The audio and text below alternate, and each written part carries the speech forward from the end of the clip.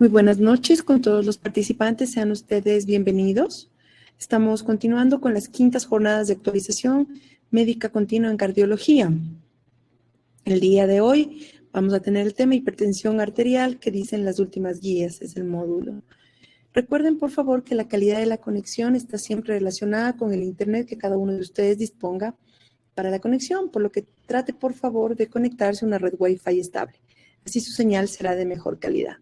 Sin embargo, si pierde transmisión o pierde audio, por favor presione el botón rojo que se encuentra en la parte superior de sus pantallas con la palabra reconectar. Inmediatamente después retornará a la conferencia.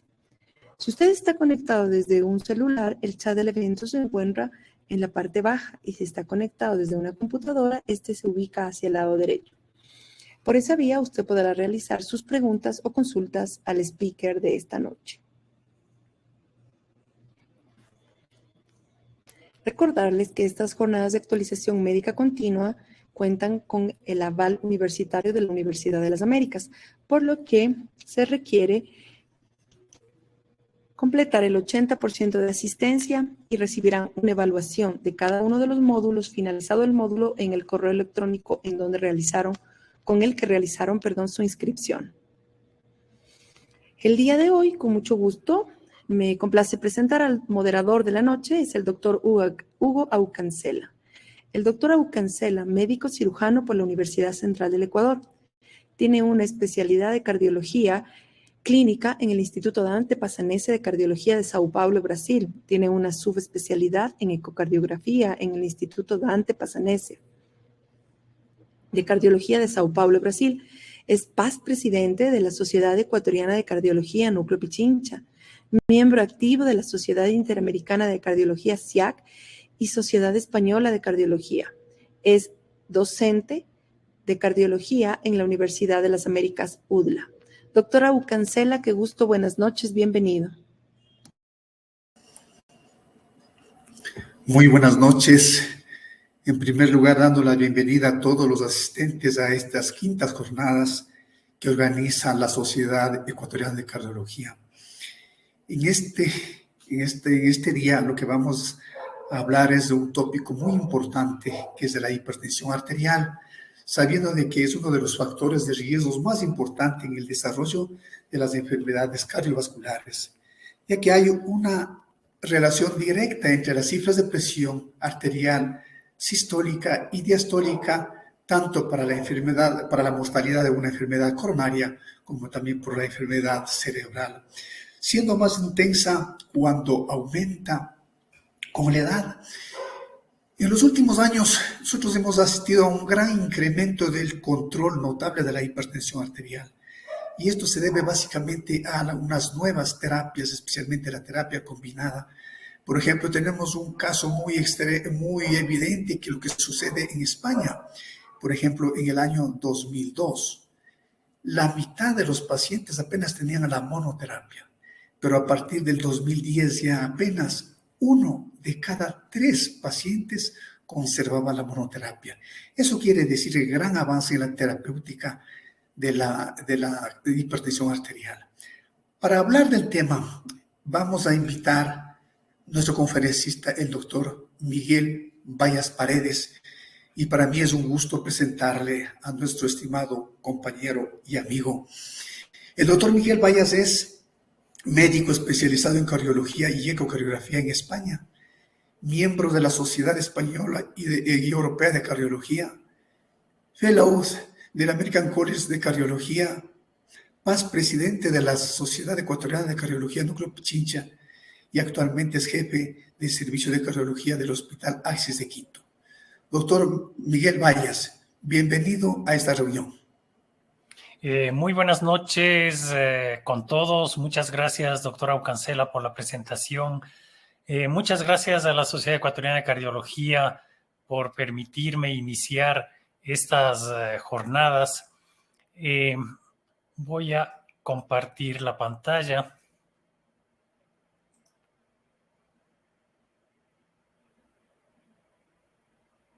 Muy bien.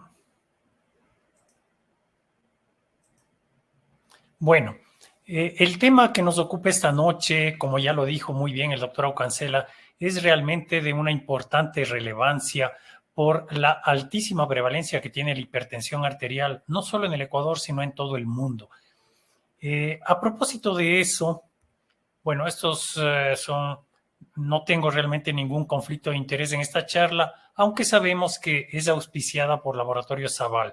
Sin embargo, todo el contenido lo he realizado personalmente.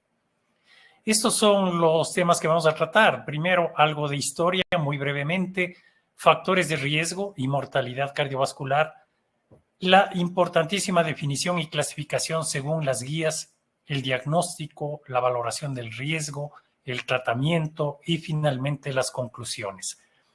Miren qué interesante cómo a lo largo de los años, déjeme ver si puedo ver el puntero, ya, cómo se valoró, cómo se empezó a valorar la hipertensión arterial. Miren, en el año 1727 se hizo un primer estudio de hipertensión colocando un tubo de vidrio en la arteria carótida de una yegua y se veía cómo el flujo de sangre subía a través del tubo y en base a eso se sabía que había un latido y que había una presión dentro de esa arteria.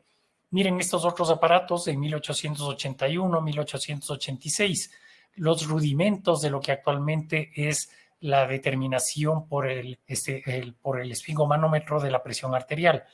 Y miren cómo se trataba anteriormente la hipertensión arterial, por medio de sangrías. Se conectaban a través de la piel estos animalitos que provocaban unos sangrados importantes y con eso se trataba o se bajaba la hipertensión arterial.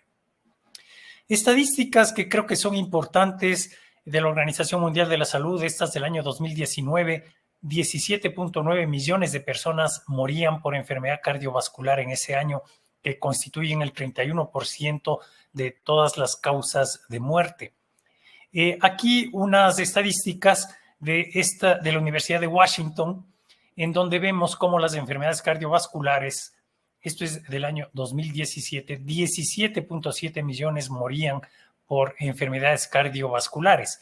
En segundo lugar estaba el cáncer, enfermedades respiratorias y el resto de enfermedades.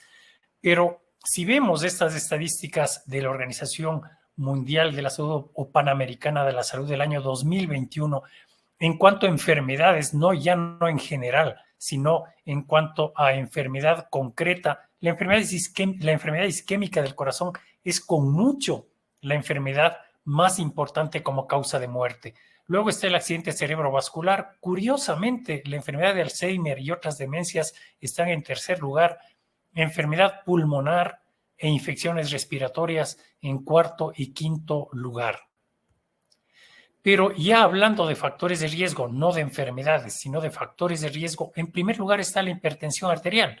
Miren en este estudio, la hipertensión arterial igual con mucha diferencia en relación a otros factores de riesgo, es el primer factor de riesgo como causa de muerte.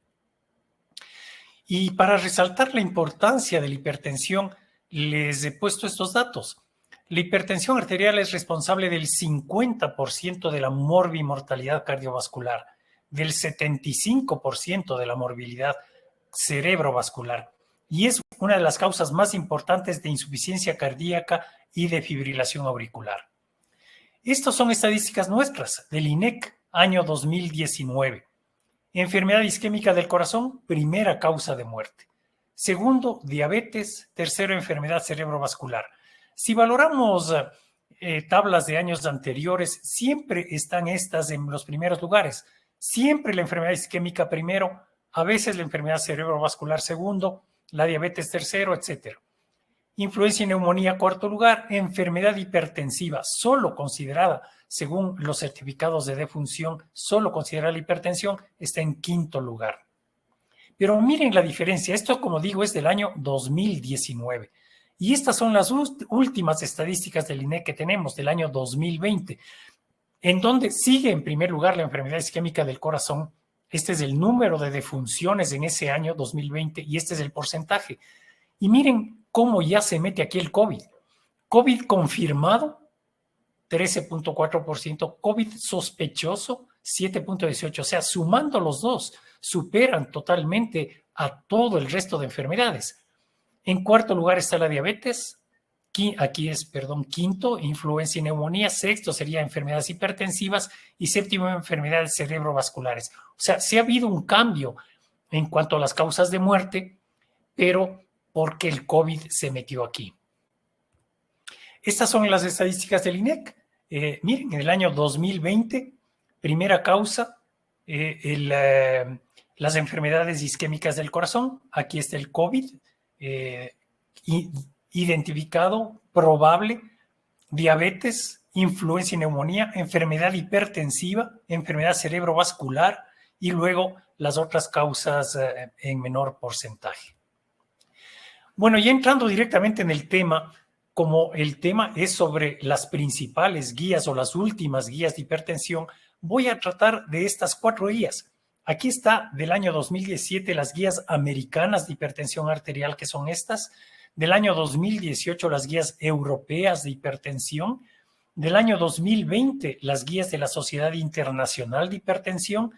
Y aquí el último update del año 2022 de las guías NICE británicas. Fueron publicadas en el año 2019, pero tenemos esta última update del 18 de marzo del 2022, o sea, de la semana pasada. Estas son las principales guías que rigen realmente en todo el mundo el tratamiento, el diagnóstico y tratamiento de la hipertensión arterial. Bueno, para empezar, claro, hay que hacer una definición. He puesto esta definición porque aunque las guías americanas no coinciden con esto, el resto de guías sí. Las europeas, las internacionales y las guías NICE coinciden con esta definición. Presión arterial sistólica igual o mayor a 140, presión arterial diastólica igual o mayor a 90. Esto en general en personas mayores de 18 años que no están tomando medicación antihipertensiva, que no tienen una enfermedad aguda. Esto de la enfermedad aguda es importante porque, claro, todos vemos en nuestra práctica común que llega un paciente a la emergencia, a lo mejor con una fractura de una pierna, a lo mejor con un cólico que le está provocando mucho dolor, le miden la presión y la presión está alta. Claro, está alta por el dolor que tiene. Se alivia el dolor y esa presión baja. Entonces, siempre hay que considerar las circunstancias en las cuales se está estudiando al paciente. Y luego, esto se ha mantenido desde hace mucho tiempo. Promedio de 2 o más lecturas en 2 o más visitas. 2 o más lecturas en 2 o más visitas. Esto es la definición que nosotros hacemos en el consultorio. Y aquí están los valores de acuerdo a las diferentes guías. Miren, en las guías americanas se considera normal menos de 120 y menos de 80, elevada de 120 a 129 y menos de 80 de diastólica. Y aquí solo la clasifican en 2 grados. Hipertensión estadio 1, de 130 a 139 o de 80 a 89. Estadio 2, mayor o igual a 140, mayor o igual a 90. Esa es la clasificación muy polémica de las guías americanas. Las europeas, óptima, menos de 120-80, normal, de 120-80 a 129-84, normal alta, 130-85 a 139-89, y ellos le clasifican la hipertensión en 3 grados. Estadio 1 o grado 1, 140-90 a 159-99. Grado 2, 160-100 a 179-109. Y grado 3, mayor o igual a 180, mayor o igual a 110. O sea, mucha diferencia con las guías americanas. Y repito, las otras guías que vamos a ver, quizá con ligeras variaciones, mantienen este mismo patrón. Miren aquí, las guías de la Sociedad Internacional de Hipertensión del año 2020. Normal, menor a 130 y menor a 85. Estas guías no se complican mucho. Normal alta, 130, 139, 85, 89. Y aquí, igual, a partir de 140, 90 es grado 1 y de 160, 100 para arriba, grado 2. Esas son las guías de la Sociedad Internacional. Y acá las guías NICE. Miren, ellos igual ponen simplemente normal, menor a 140 y menor a 90. Estadio 1, 140, 90 hasta 100, menos de 160, 100. Estadio 2 a partir de 160, 100 y estadio 3 a partir de 180, 120. Aquí, de acuerdo al monitoreo ambulatorio de presión arterial, estos son los valores que ellos anotan. Estadio 1, 135/85 de sistólica. Perdón, de monitoreo de 24 horas, o básicamente monitoreo diurno. Estadio 2, 150/95, y en el estadio 3 dicen que no se requiere. Ya con estos valores no es necesario hacer un monitoreo de presión arterial, sino directamente empezar a tratarle a estos pacientes. O sea, en general, les repito, los valores de 140/90 para arriba, según las 3 guías, excepto la americana, se considera hipertensión arterial. Y aquí está el monitoreo de presión arterial ambulatorio. Me refiero aquí solo a las guías europeas. En el día, mayor o igual a 135/85. En la noche, 120/70. El promedio de 24 horas, 130/80. Esto es el monitoreo ambulatorio de presión arterial de las guías europeas. En el monitoreo domiciliario, 135/85 es el límite normal. A partir de eso es hipertensión arterial. La Sociedad Internacional de Hipertensión, exactamente lo mismo, 135/85 en el día, 120/70 en la noche, 130, quizá aquí varía un poco, 135/85 las europeas, 130/80 las de la Sociedad Internacional. Y el monitoreo domiciliario, perdón, estaba poniendo aquí el promedio de 24 horas. El monitoreo domiciliario es aquí 135/85, igual que en las guías europeas. Y en la diapositiva anterior ya les había puesto lo de las guías NICE, que es 135/85 también. Ahora, ¿cómo se debe medir la presión arterial? Existen, según las guías, una lista muy amplia de condiciones en las cuales se debe medir la presión, pero estas son las principales. Paciente sentado al menos 5 minutos, bien sentado, apoyado en la silla, los pies en el suelo, el brazo a la altura del corazón, tal como está en este esquema. El tamaño del brazalete tiene que ser adecuado al brazo, por eso existen diferentes tamaños para adultos pequeños, adultos normales y adultos grandes u obesos. Evitar 1 hora antes ejercicio, alimentos, tabaco, distensión vesical y estrés. O sea, no se recomienda mucho así en forma rutinaria medir la presión después de comer o después de haber hecho ejercicio o después de fumar. Entonces, todas estas consideraciones son importantes. Ahora, ¿cómo valoramos la hipertensión arterial? En esto coinciden todas las guías. Anamnesis y examen físico, laboratorio, electrocardiograma, ecocardiograma. Vamos a analizar luego en quiénes se debe hacer ecocardiograma. Monitoreo ambulatorio de presión arterial o monitoreo domiciliario. Igual, las guías lo especifican claramente y más o menos todas coinciden en eso. Y en general se dice que cuando logística y económicamente es posible, se debe hacer en primer lugar o prioritariamente el monitoreo ambulatorio. Si el paciente no acepta o tiene mucha sensibilidad porque, claro, molesta que le estén tomando la presión las 24 horas del día, se puede hacer el monitoreo domiciliario, pero la tendencia es hacer en casi todos los pacientes monitoreo ambulatorio y, si no es posible, monitoreo domiciliario. ¿Y qué es lo que debemos considerar a un paciente? Desde luego las cifras, evidentemente las cifras. Luego las presiones diurnas y nocturnas. Es importantísimo diferenciar el día y de la noche. No es lo mismo la presión en el día que en la noche. El descenso nocturno, que debe ser aproximadamente de un 15% de diferencia entre el día y la noche. Si hay picos matutinos de presión arterial, la variabilidad es importante también y la presencia de otros factores de riesgo que van a influir en el tratamiento. Y para eso se hace una valoración de riesgo. Y les voy a presentar algunas guías. Aquí, por ejemplo, una de las más conocidas, la de Framingham. La valoración del riesgo se debe hacer en todos los pacientes, porque en esto se basa el inicio del tratamiento y la medicación en sí también. Miren, aquí está la edad. Según la edad hay un puntaje. Si es diabético no hay un puntaje. Si fuma o no fuma. Según los niveles de colesterol LDL, colesterol HDL y aquí los valores de presión arterial, tanto sistólica como diastólica. Y se suman todos estos valores, edad, diabetes, tabaquismo, colesterol y presión arterial, y de acuerdo a eso sabemos del riesgo del paciente. Esto en el Framingham. Esto en las guías europeas. Las guías europeas tienen el score, que hay score para países de bajo riesgo y para países de alto riesgo. ¿Y qué es lo que consideran? El sexo, mujeres y hombres. Aquí sí fuman o no fuman, aquí no fuma, aquí fuma. La edad, aquí está la edad. Aquí están los niveles de presión arterial sistólica, ellos consideran solo niveles de presión arterial sistólica, y acá están los niveles de colesterol. Ellos lo suelen hacer en milimoles, por eso está aquí estos valores de colesterol. Y de acuerdo a eso se clasifica el riesgo, que aquí en la tabla, según el color, ya sabemos: riesgo bajo, riesgo moderado, riesgo alto y riesgo muy alto. Aquí está quizá en forma más ampliada lo que consideran las guías europeas, el score, todo lo que les he mencionado. Y aquí la tablita esta de las guías europeas.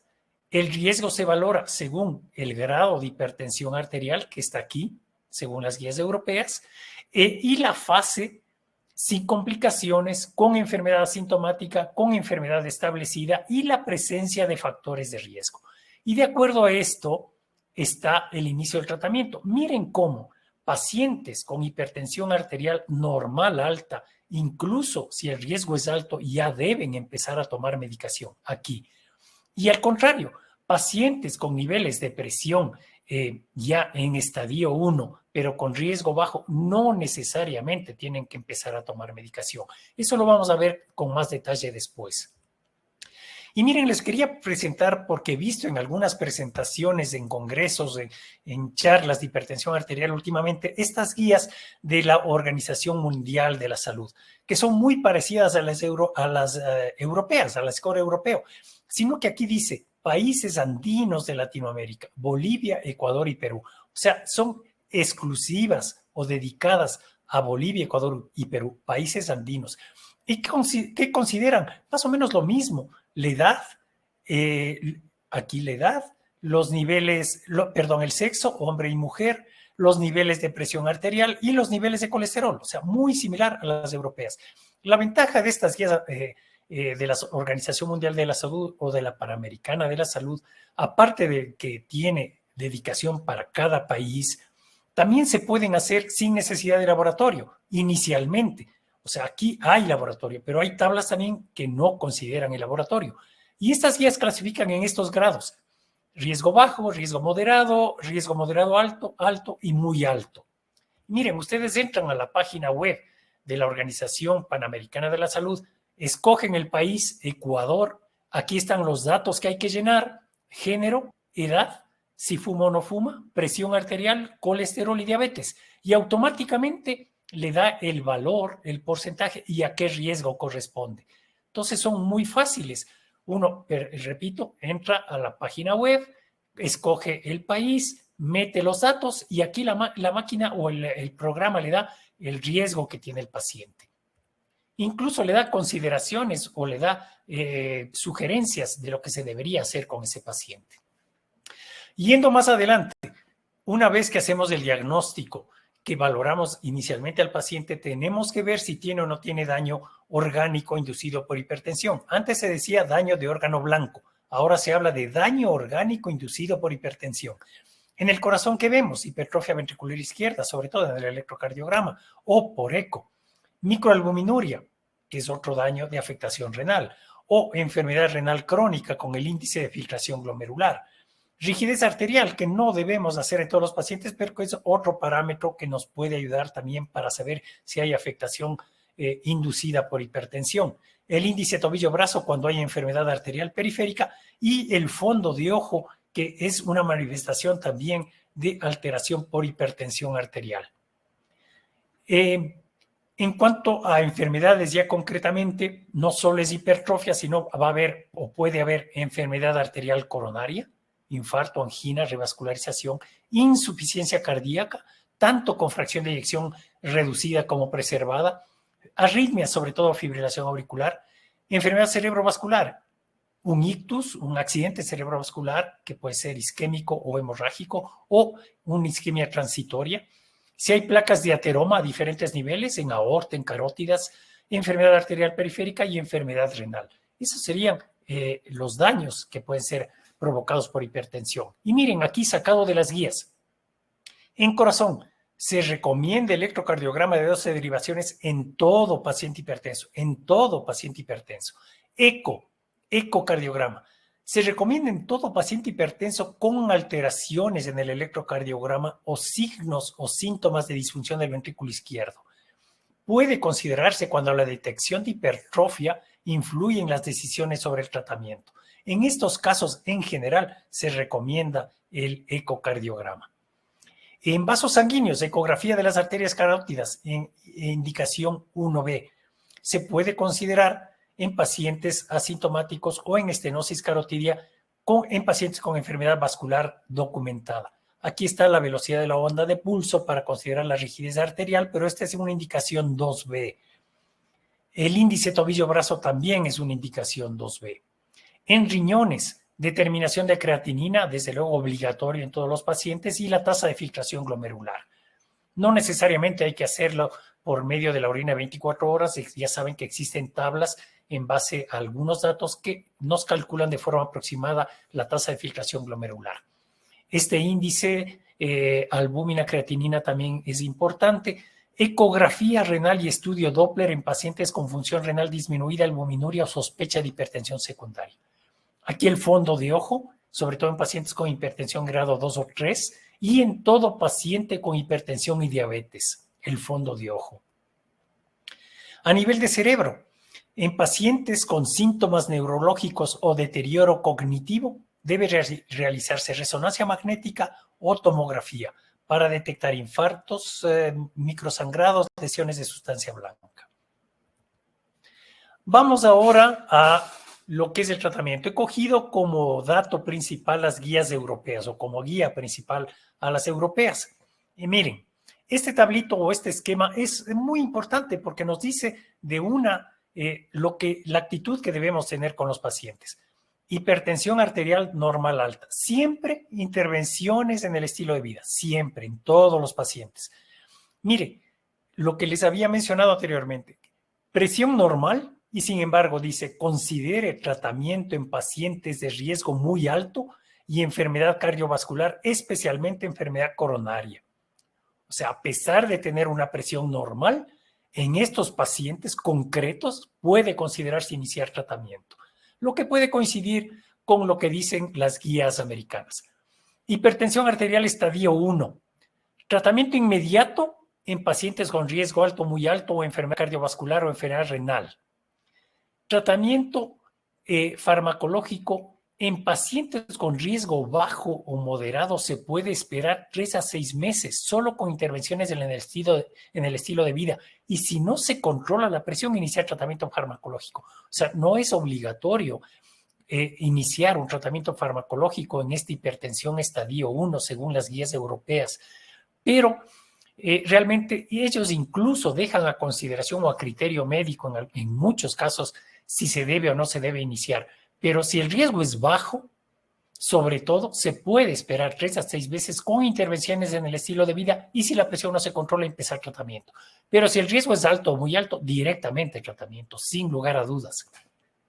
En hipertensión grado 2, directamente tratamiento en todos los pacientes. Hipertensión grado 3, lo mismo, directamente tratamiento farmacológico en todos los pacientes. Sabemos que no solo es el tratamiento farmacológico, que también hay medidas no farmacológicas. Y aquí está un resumen. Restringir la sal, aumentar el consumo de verduras, frutas frescas, pescado, frutos secos, ácidos grasos no saturados, bajo consumo de carnes rojas y productos lácteos. Ejercicio aeróbico regular, control del peso, restricción del alcohol y no fumar. Estas son, en resumen, las medidas no farmacológicas. Y ahora vamos al tratamiento. Este es un esquema general que está considerado, digamos, en base a un resumen de las diferentes guías, pero vamos a ir viendo paso a paso lo que las guías dicen. Entonces, no me detengo en esto para no demorarnos más y vamos directamente a las guías europeas. Miren, tratamiento inicial, combinación doble. O sea, no van directamente a la monoterapia, excepto en estos pacientes. Considere la monoterapia para hipertensión grado 1, o sea, presión menor a 150 de sistólica. Riesgo bajo, los que les dije antes. Riesgo bajo, pacientes ancianos mayores de 80 años o frágiles. En este grupo de pacientes se puede considerar, solo en este grupo de pacientes, monoterapia. Pero en la gran mayoría, los europeos recomiendan directamente combinación doble en un solo comprimido. ¿Y cuáles son los fármacos? Los principios activos, IECA o ARA2, más beta bloqueante o diurético. Eso indican las guías europeas. Tratamiento doble, IECA o ARA2, uno de ellos, beta bloqueante, calcio antagonista o diurético. Paso 2, combinación triple. Los anteriores, IECA o ARA, más beta bloqueante y más diurético. Aquí ya no es más diurético. IECA o ARA, más me estoy confundiendo. Esto es bloqueador de canales de calcio, ¿no? Bloqueador de canales de calcio, o sea, calcio antagonista y diurético. Entonces, aquí era uno de ellos o uno de ellos. Aquí, uno de ellos, IECA o ARA, más calcio antagonista, más diurético. O sea, terapia triple, preferiblemente en un solo comprimido. Y esto es para la mayoría de los pacientes. Paso 3, hipertensión arterial resistente. Añada espironolactona, 25 a 50 miligramos, u otro diurético, o bloqueador alfa o bloqueador beta. Esto, terapia triple en un solo comprimido, más otro fármaco que sería el espironolactona o el bloqueador alfa o el bloqueador beta. Y aquí está anotado cuáles son las indicaciones ahora del bloqueador beta. Si hay una indicación específica como insuficiencia cardíaca, angina, infarto de miocardio reciente, fibrilación auricular o para pacientes jóvenes embarazadas o que planean quedarse embarazadas. Solo estas son las indicaciones para beta bloqueante ahora. Antes sabíamos que beta bloqueante y diuréticos eran la primera línea, pero esto ha cambiado a lo largo de los años. Entonces, esto dicen las guías europeas. Vamos ahora a las guías de la Sociedad Internacional de Hipertensión. No me voy a referir a las guías americanas porque, como dije, las tres guías, la europea, la internacional, las NICE, consideran hipertensión a partir de 140-90. Y lo mismo consideran las guías de la Sociedad Interamericana de Cardiología y la mayoría de los países. Argentina, Colombia, Chile, México, consideran el diagnóstico de hipertensión a partir de 140-90 y no las guías americanas. Miren, la Sociedad Internacional de Hipertensión es etapa 1, dosis bajas de medicación combinada. O sea, ellos empiezan en la etapa 1, combinación dual, 2 drogas combinadas, pero en bajas dosis. En la etapa 2, full dosis. Y aquí esto significa antagonista de la angiotensina y esto significa calcio antagonista. Miren, ellos no empiezan con diurético,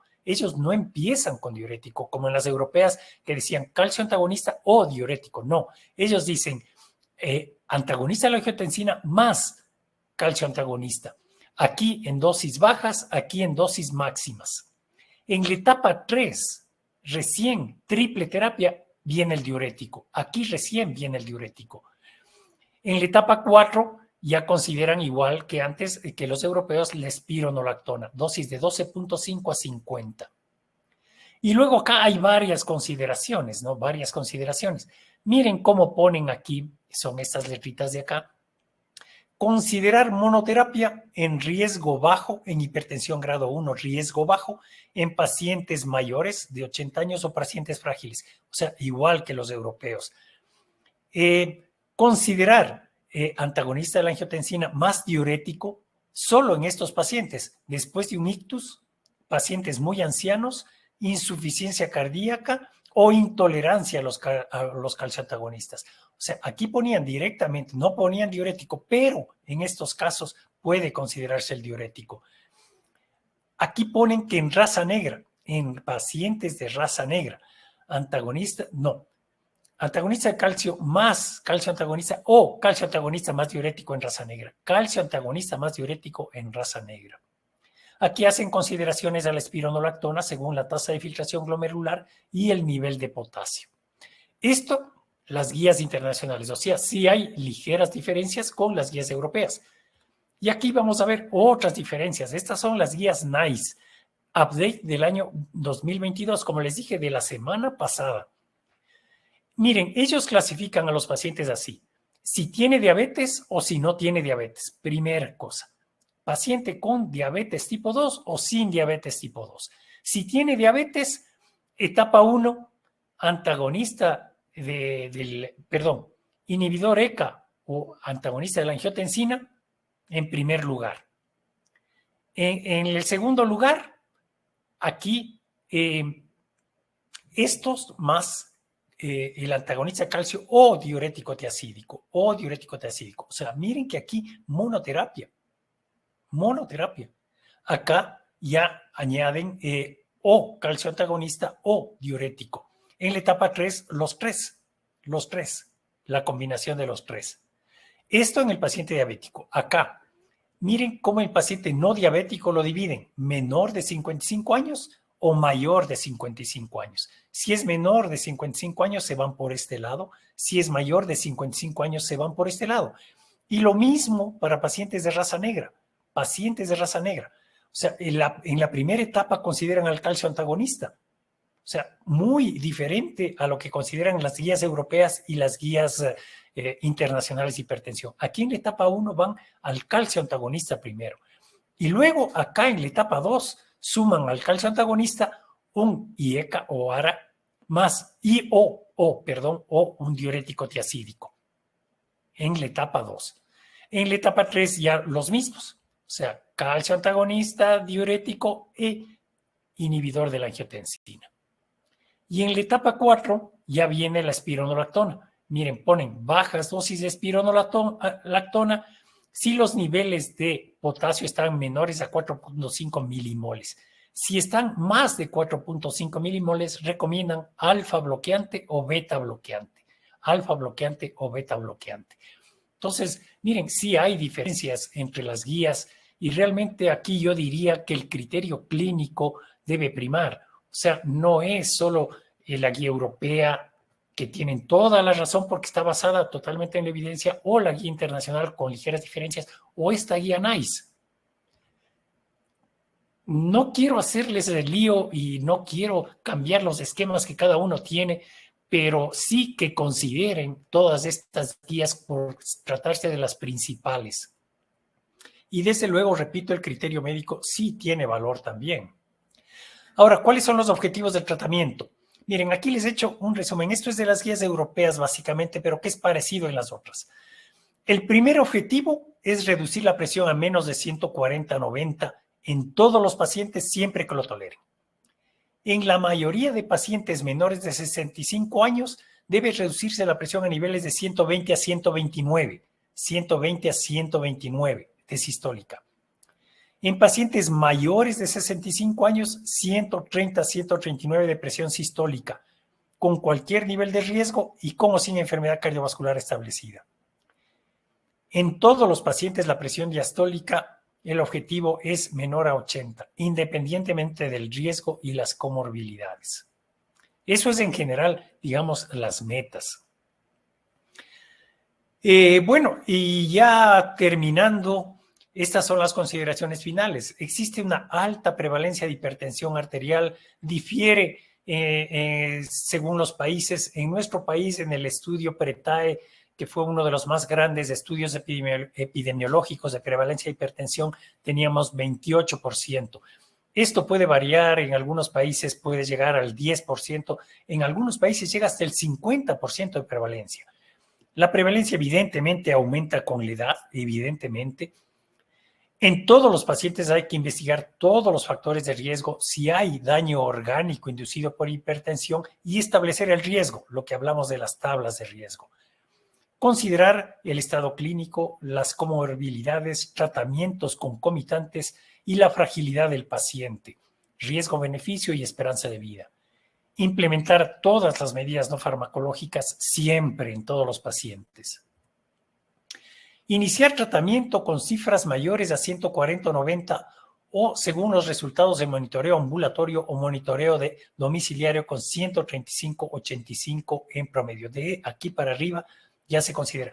Esto les estoy diciendo en general, pero ya vimos que puede haber ciertas diferencias, que pacientes con cifras menores de riesgo muy alto ya se indica tratamiento, y también que pacientes con estas cifras puede hacerse un análisis de 3 a 6 meses con medidas no farmacológicas y según ello empezar a dar medicación. En mayores de 80 años con cifras mayores a 160-90, claro, no es lo mismo que el paciente ya antes haya estado hipertenso y que ahora cumple 80 o más años. No, es el paciente que inicia una hipertensión o se diagnostica una hipertensión y es mayor de 80 años. Considerar la menoterapia, lo que les dije, en hipertensión estadio 1 y riesgo bajo, o en ancianos o en pacientes frágiles, mayores de 80 años. En el resto de pacientes, iniciar con terapia doble. Luego, según el esquema que ya vimos, terapia triple, y luego el otro esquema con espironolactona u otras drogas. El objetivo, 130 a 139, si se tolera, evitar presiones menores a 120. Bueno, aquí ya les dije que dependiendo de la edad puede haber consideraciones diferentes, pero en general evitar presiones menores a 120. Y la presión diastólica entre 70 a 79. Bueno, eso es lo que les quería presentar. Espero que haya estado claro y haya sido y sea de utilidad para todos. Y les agradezco mucho por su atención. Estoy dispuesto a cualquier pregunta.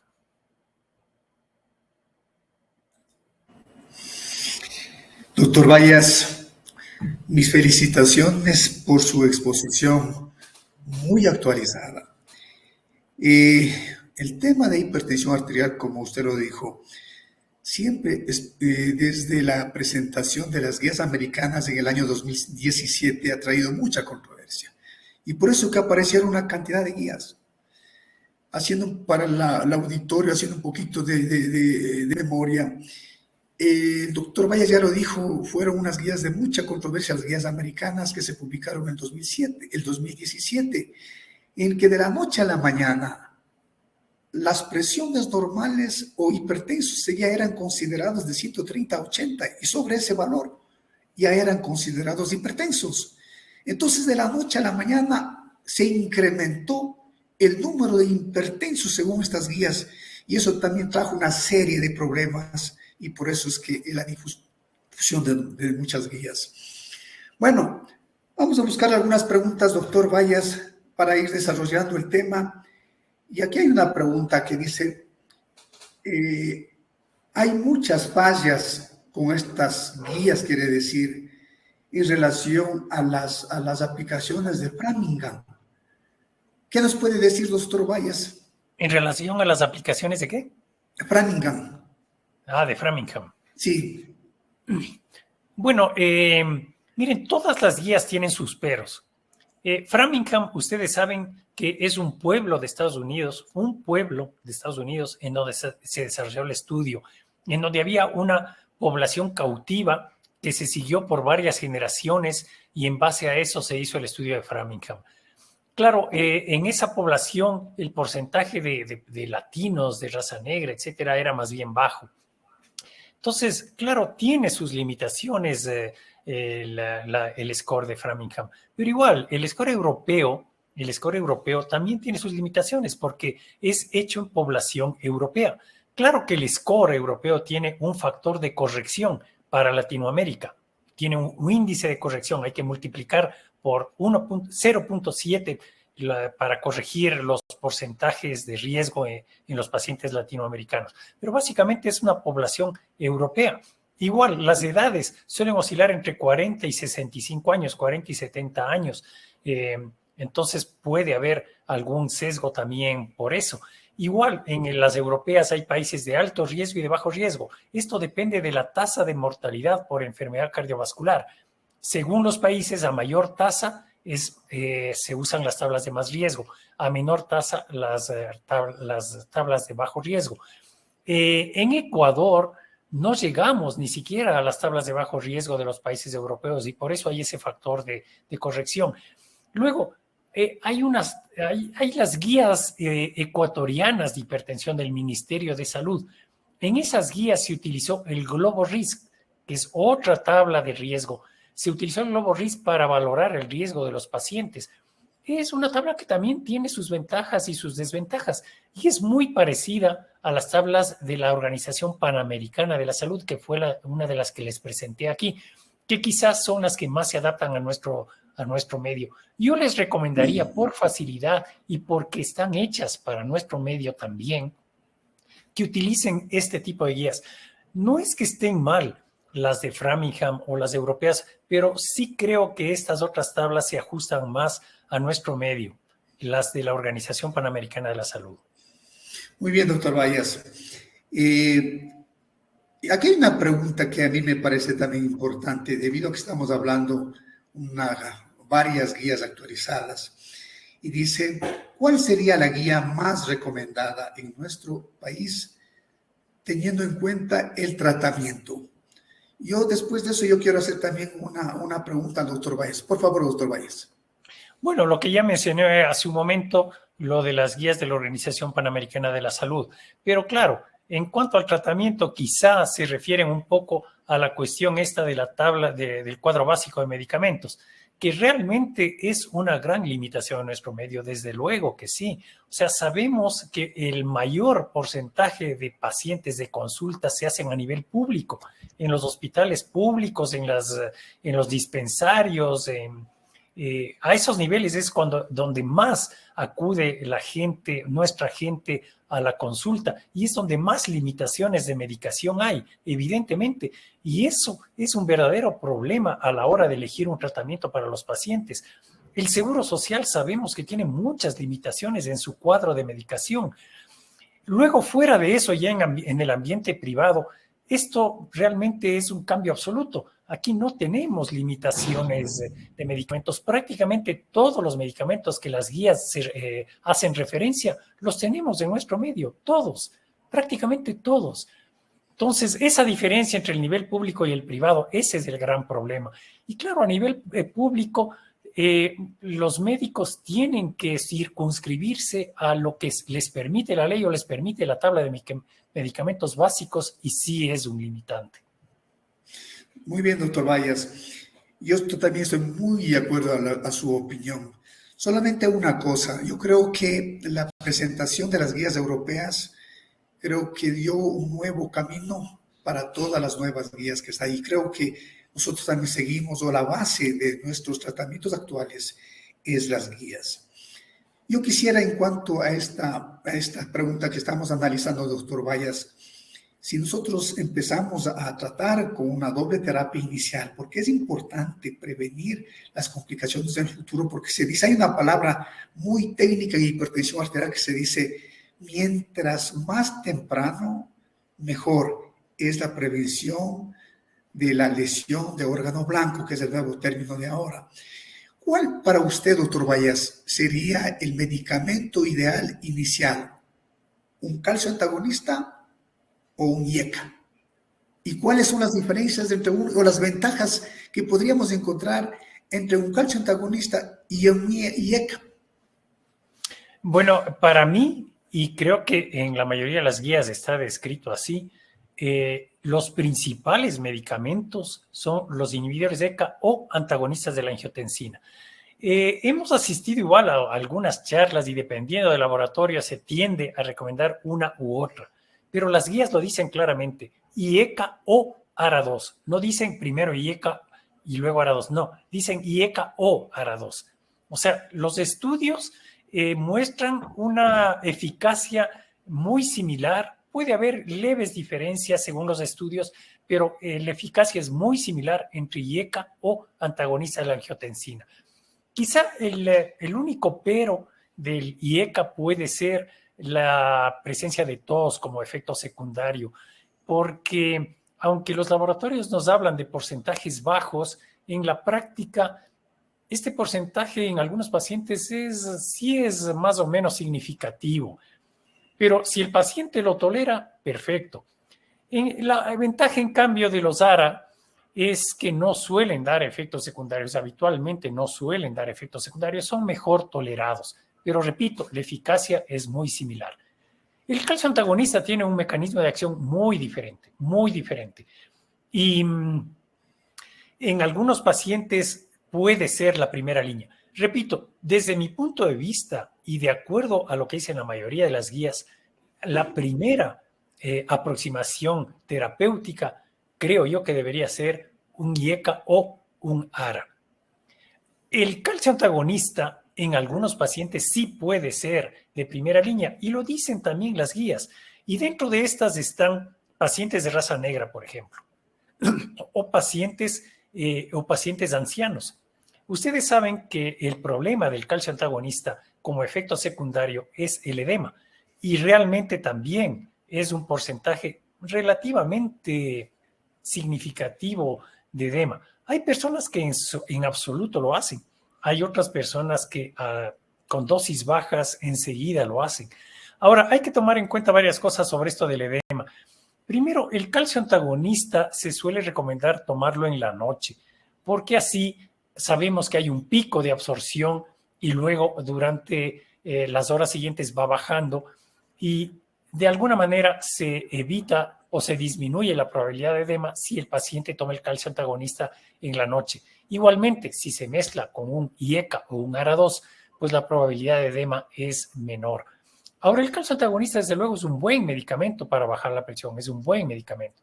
La única limitación o la principal limitación que a veces nos obliga a suspender el calcio antagonista es el edema. Pero si el paciente lo tolera, y en algunos pacientes, como he dicho, sobre todo pacientes dañosos o de raza negra, el calcio antagonista puede ser la primera línea terapéutica.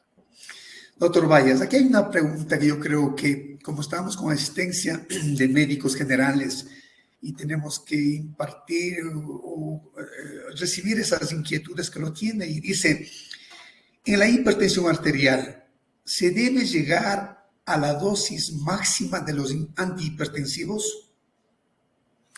Si es que es necesario, sí. La idea de la medicación combinada es precisamente evitar de inicio dosis altas. Se dice que es mejor dar una medicación doble en dosis bajas que dar monoterapia en dosis altas. Es preferible. Primero porque tiene un efecto sinérgico, segundo porque los efectos secundarios disminuyen y tercero porque la efectividad es mejor que la monoterapia. O sea, repito, preferible una medicación en dosis de medicación dual en baja dosis que monoterapia en alta dosis.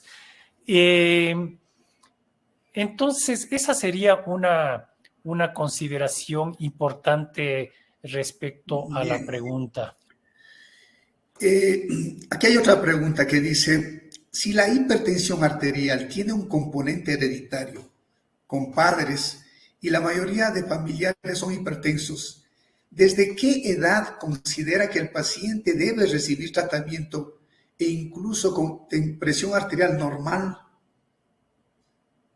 Digamos, sí, el factor genético es importante y se considera, aunque no es muy clara la relación genética, pero sí, es importante esa consideración. Pero las guías no mencionan en absoluto que solo porque haya una carga genética alta, a pesar de que el paciente pueda tener una presión normal alta, se deba iniciar tratamiento. No, en absoluto. Se empieza el tratamiento cuando realmente el paciente ya se hace hipertenso. Ahora, que hay medidas de prevención que a veces pueden relativamente funcionar, sí, en esos pacientes se debe tener más cuidado. Y son las típicas medidas que ya hemos mencionado, los factores no farmacológicos. Disminuir la sal, o sea, teniendo presión normal, pero carga genética alta, disminuir la sal, hacer ejercicio, cuidarse en la comida, o sea, todas esas medidas en conjunto sí se deben hacer en forma precoz.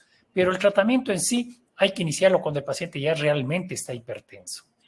De acuerdo, doctor Valles, porque asimismo en esto queremos aclararle al compañero, al colega que nos hace la pregunta, no hay medicación preventiva para la hipertensión arterial. Exacto.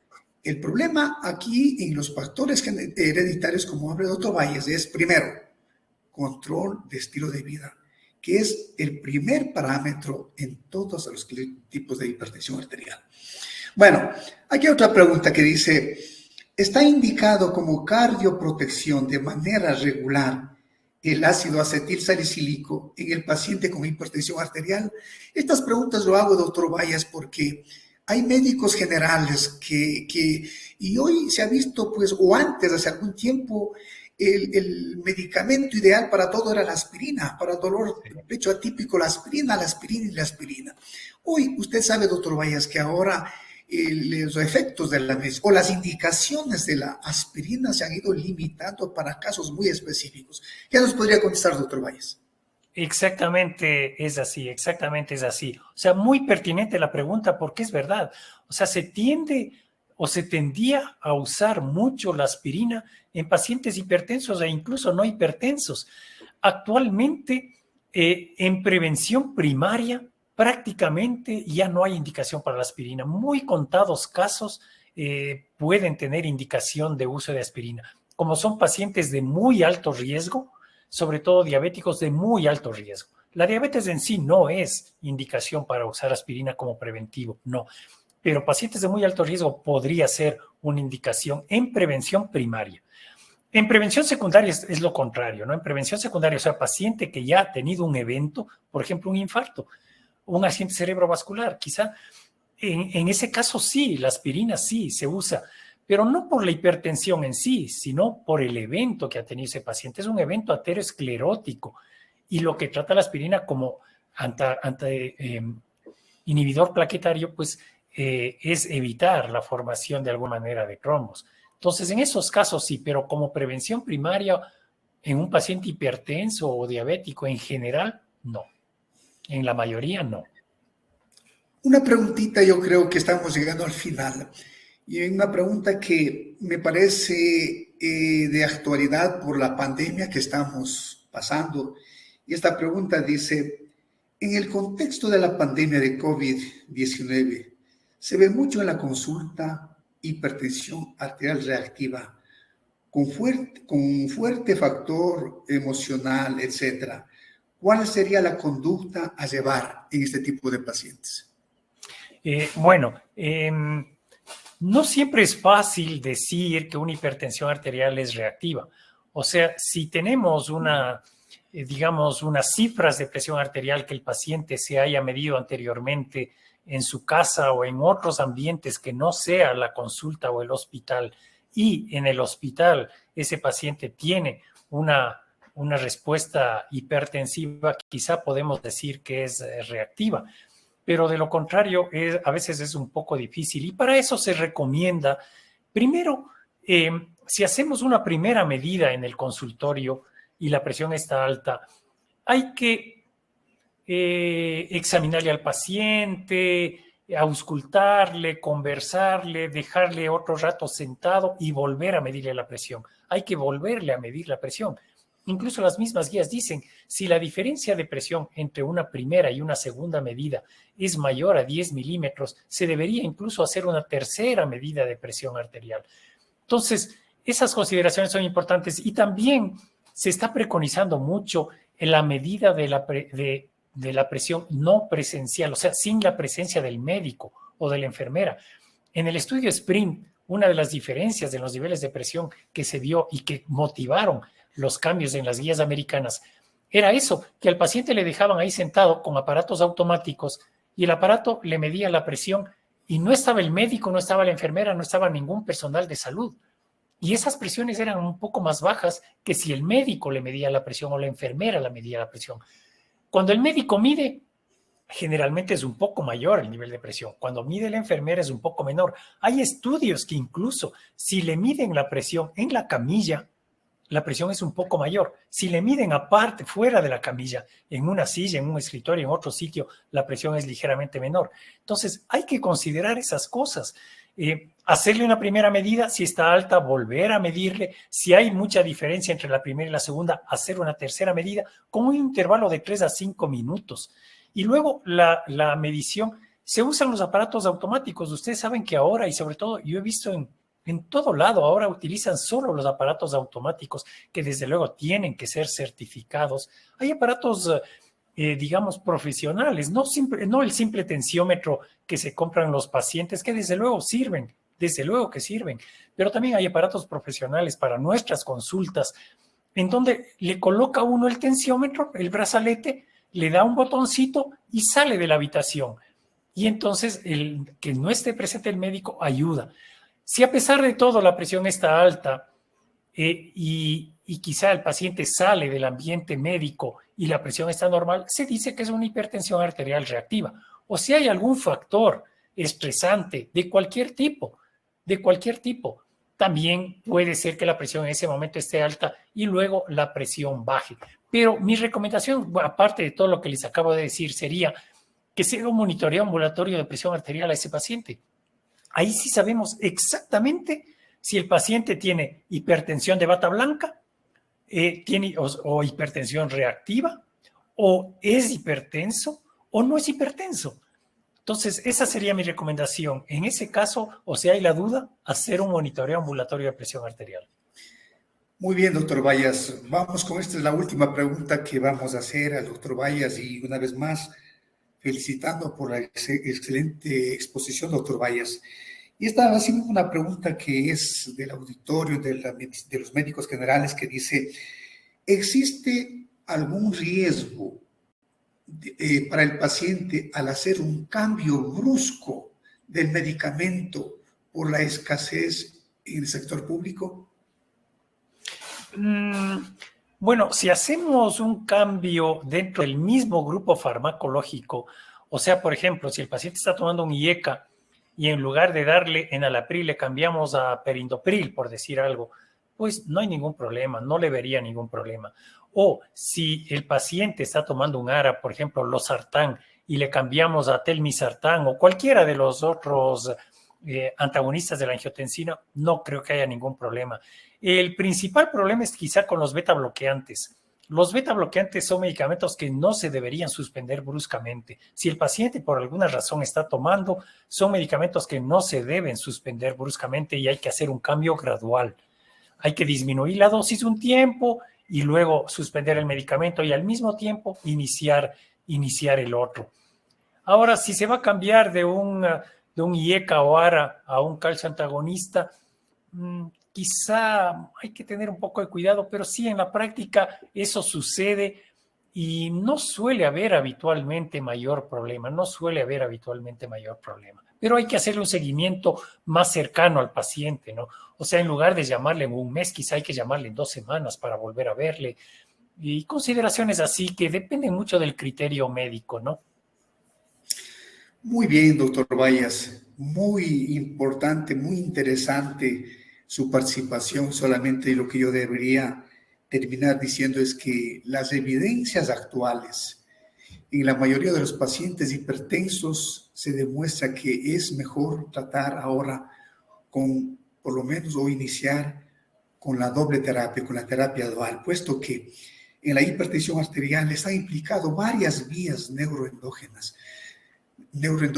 Por eso es que al hacer las combinaciones hay un gran beneficio también porque se aprovecha los mecanismos de acción de cada uno de los diferentes fármacos y como usted mismo dijo, muchas veces actúan ya sean como efectos aditivos o ya sean como efectos sinérgicos.